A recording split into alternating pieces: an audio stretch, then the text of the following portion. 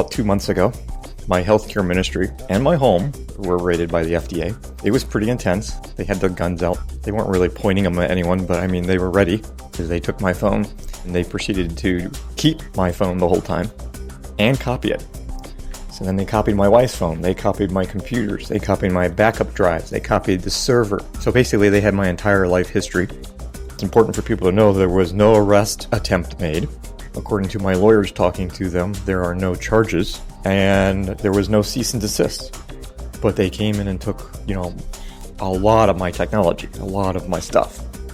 Because a lot of people go, well, you had to do something wrong if they raided you. And what people need to understand today is, no, that's not true. And it hasn't been true for a long time. During, 2020 and on has woken up a lot of people. And a lot of people woke up and went, wait a minute, what's going on here? Between, 1920 and 1940, there was a very hostile takeover of medicine in this country. When we started getting the SRA, satanic ritual abuse, things definitely intensified. My first introduction was actually Russ Dizdar.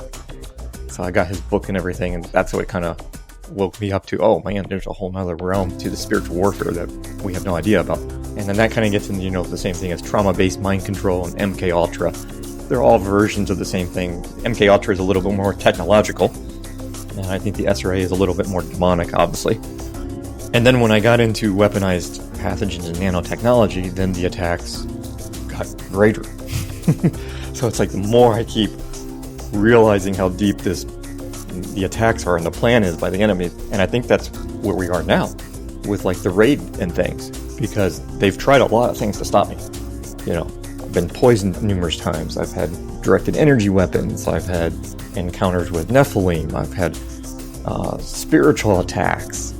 When I was really starting to get some momentum of people hearing my work about weaponized pathogens and nanotechnology and starting to talk about the jab and what I thought the jab was doing,